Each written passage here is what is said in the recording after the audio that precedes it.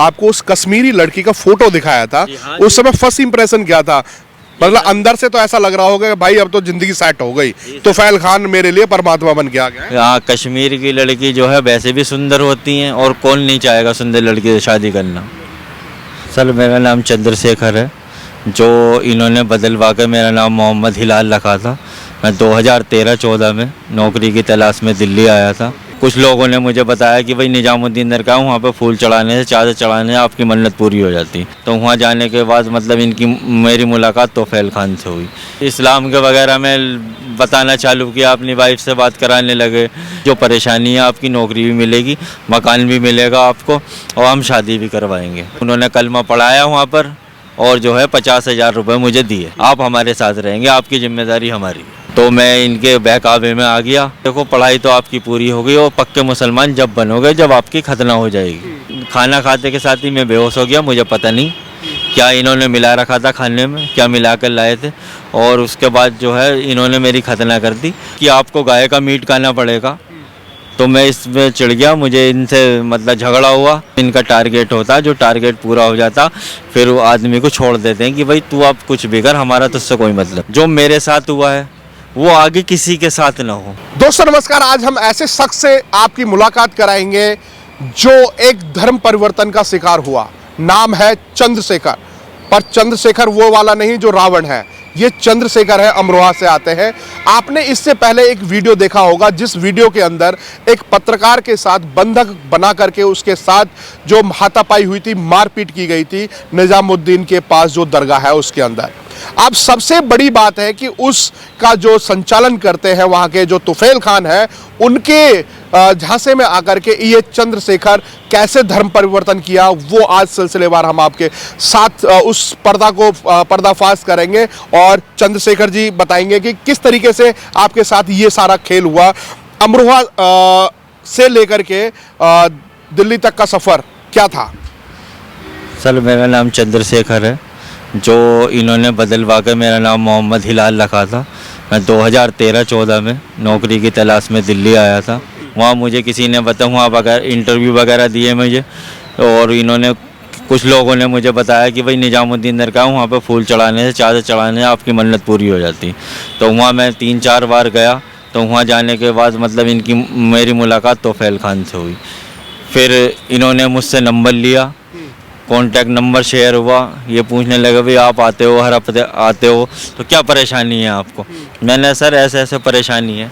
तो इन्होंने फ़ोन पे बातें करते रहे मुझसे 10-15 दिन। मतलब इन्होंने इस्लाम के वगैरह में बताना चालू किया, अपनी वाइफ से बात कराने लगे कि भाई इस्लाम में ये अच्छाई हैं, ये अच्छाई हैं, और जो है मतलब आपको सारी कमी दूर हो जाएंगी। जो परेशानी है आपकी नौकरी भी मिलेगी, मकान भी मिलेगा आपको और हम शादी भी करवाएंगे। अच्छा, मतलब मकान के साथ घरवाली भी मिल जाएगी? घरवाली और शादी दोनों।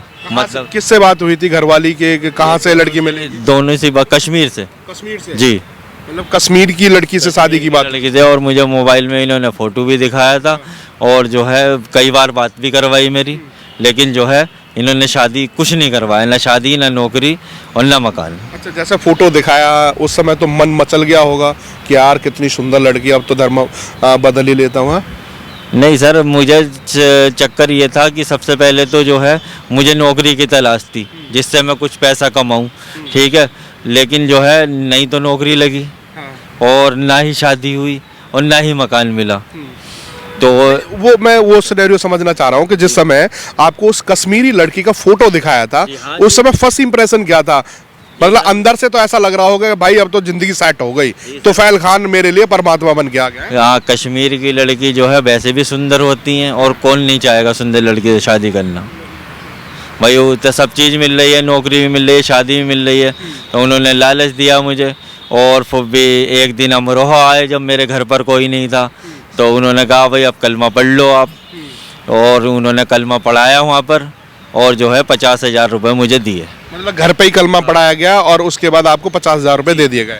50,000 रुपये दे के कहा कि आप 2-3 दिन बाद आ जाओ हमारे मदरसे में, वहीं पर रहना आप, और आपको 10,000 रुपये महीना दिया जाएगा जब तक आपकी नौकरी नहीं लगती और शादी नहीं होती और मकान नहीं मिलता। आप हमारे साथ रहेंगे, आपकी जिम्मेदारी हमारी। अच्छा, फिर उसके बाद वहाँ मदरसे में आ गए जो निजामुद्दीन में हाँ, मैं वो चलाते हैं। जी। जब मैंने सोचा, मैंने कहा इन्होंने 50,000 रुपये दिए हैं कलमा पढ़ा के, तो हो सकता है ये सच बोल रहे हो।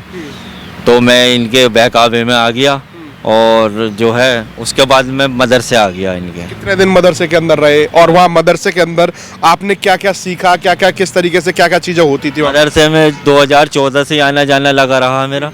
और जो है 4 महीने में शुरू में रहा, जब इन्होंने जब तक पढ़ाई करवाई, नमाज पढ़ाते थे, कलमा पढ़ाना सिखाया इन्होंने और बाकी के तौर तरीके सिखाए कि ऐसे ऐसे।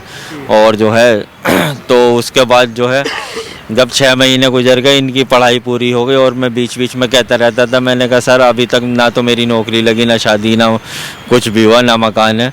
तो ये मुझसे बोले कि भाई ऐसा है, देखो पढ़ाई तो आपकी पूरी हो गई और पक्के मुसलमान जब बनोगे जब आपकी खतना हो जाएगी। तो इसी मतलब चिड़िया जिस तरीके से हवा में उड़ती है तो नीचे की चिड़िया काट दी। हाँ जी। तो जो है फिर इन्होंने मुझसे, मैं ये बात सुन के थोड़ा सा घबरा गया सर। मैं चला गया घर 10-15 दिन के लिए। मैंने इनका कॉल फ़ोन भी नहीं उठाया, इनसे कांटेक्ट भी नहीं करा। तो इन्होंने एक दिन बोला, पता नहीं नए नंबर से कॉल करवा के, जी ऐसा है, आप हम कुछ नहीं कर रहे आपके साथ, आप हमसे आके मिल लो। मैंने ठीक, खतना हुआ आपके साथ? जी जी। तो मैं बता रहा हूँ उसी का। तो जो है फिर ये 10-15 दिन बाद आए कि हमारे साथ खाना खा लो। ये 4-5 लोग थे और तो इन्होंने कहा खाना खा लो। मैंने कहा ठीक है सर। मैं खाना खा लिया घर पे कोई नहीं था मेरे। तो उसके बाद जो है खाना खाते के साथ ही मैं बेहोश हो गया। मुझे पता नहीं क्या इन्होंने मिला रखा था खाने में, क्या मिला कर लाए थे। और उसके बाद जो है इन्होंने मेरी खतना कर दी और कम से कम 4-5 घंटे बाद जब मुझे होश आया, मुझे पेन सा महसूस हुआ, तो मैंने देखा वहाँ पट्टी बंधी हुई थी। तो इन्होंने मुझसे 10,000 रुपये दिए, कहने लगे कुछ नहीं होगा, ये 2-4 दिन में ठीक हो जाएगा। अच्छा। अब मैं इधर का नहीं रहा ना उधर का रहा, क्योंकि फैमिली वालों को पता नहीं था। तो फिर मैं इनके साथ, मुझे मजबूरन 4-5 दिन बाद इनके साथ आना पड़ा। फिर जब मैंने कहा अब तो पक्के मुसलमान हो गए खतना होने के बाद? उसके बाद जब इन्होंने कह दिया, मैंने कहा जी सर अब तो मैं पक्का मुसलमान हो गया, अब तो मेरी शादी करवाओ और ये करवाओ वो करवाओ। तो इन्होंने कहा हाँ जी, डॉक्यूमेंट मतलब चेंज करवा दिए इन्होंने। मोहम्मद हिलाल के नाम का करवा दिया। पेपर है हिलाल के नाम से, दिखाइएगा जरा। ये मोहम्मद हिलाल के नाम का आधार कार्ड है मेरा। ये आधार कार्ड है मोहम्मद हिलाल। और ये एड्रेस भी देख सकते हैं, पूरा जिस तरीके से नाम भी चेंज किया गया है। श्याम सिंह, फादर्स नेम श्याम सिंह है। हाउस नंबर 176, मोहल्ला नौगाजा, अमरोहा, उत्तर प्रदेश।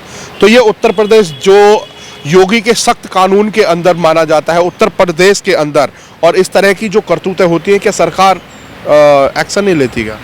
सर आपने एफआईआर की फिर इसके बाद? जी जी। मैं उसके बाद जो है 2017 में जब इन्होंने मुझसे कहा कि जो है कि आपको गाय का मीट खाना पड़ेगा, तो मैं इसमें चिढ़ गया। मुझे इनसे मतलब झगड़ा हुआ और इन्होंने मेरा मोबाइल वोबाइल सब इन्होंने छीन लिया।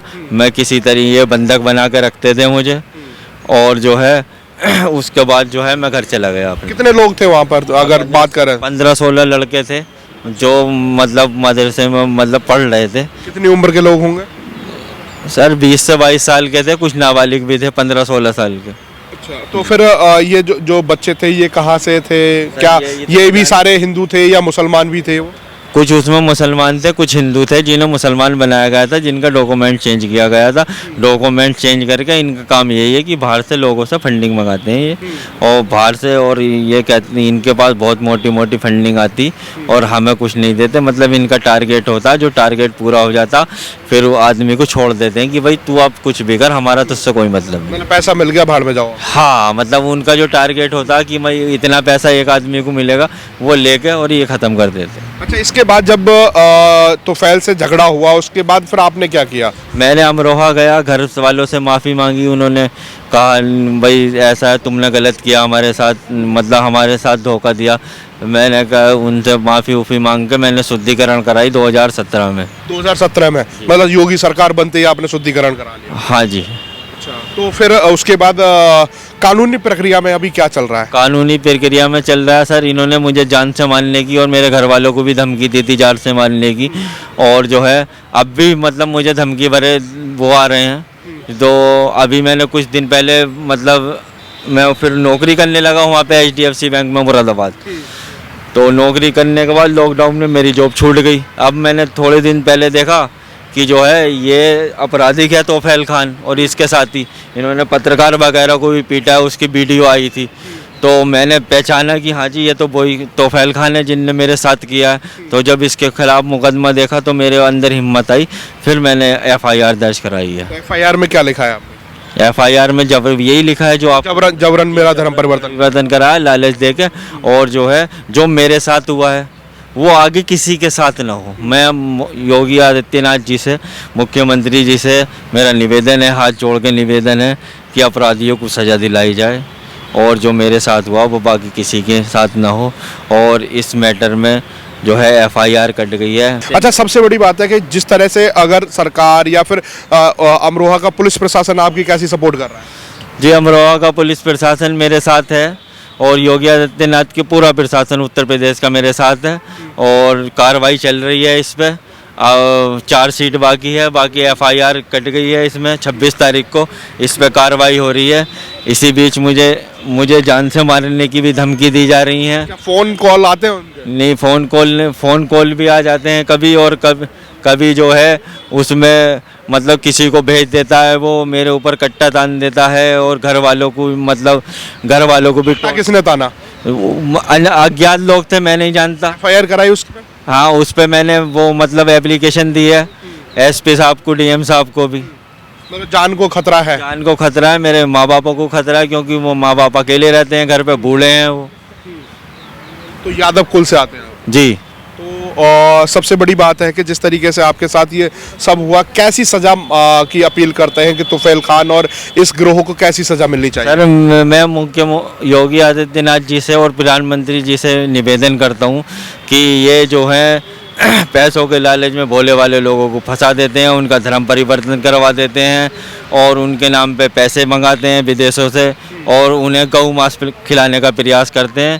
तो जी, मुझे प्रशासन से भी उम्मीद है कि इनसे जल्दी से जल्दी कार्रवाई पूरी करके मेरी एफआईआर पे और इन्हें अपराधियों को जेल भेजा जाए। धन्यवाद। तो आपने देखा कि जिस तरीके से धर्म परिवर्तन कराया गया और जिस तरीके से षड्यंत्र जो रचा गया था, एक शादी और वो भी कश्मीर की लड़की से, और पैसे का लालच दे करके एक यादव कुल के परिवार से उसको धर्म परिवर्तन करा दिया गया। उसके बाद खतना भी हुआ, और अब जब घर वापसी हो गई है तो मारने की धमकी दी जाती है, और अज्ञात लोग आकर के अवैध हथियार से इन्हें धमकाते भी हैं, और घर परिवार में जितने लोग हैं उनको भी खतरा है। कहीं ना कहीं जिस तरीके से योगी शासन की जो बात हम करते हैं, जिस तरीके से योगी का जो कानून है और जिस तरीके का बुलडोजर का जो डर दिखाया जाता है, क्या आखिरकार अब वो डर और जिस तरीके का जो भय है, वो योगी आदित्यनाथ का जो एक्शन है, वो क्या तोफैल के ऊपर चलेगा या नहीं, या तोफैल इसी तरीके से पूरे देश के अंदर धर्म परिवर्तन का खेल खेलता रहेगा और विदेशों से फंडिंग ला करके यहाँ पर धर्मांतरण का इतना बड़ा गोरख धंधा करता रहेगा? आप ऐसी खबरों के लिए हमारे साथ जुड़े रहिएगा। जय हिंद, जय भारत।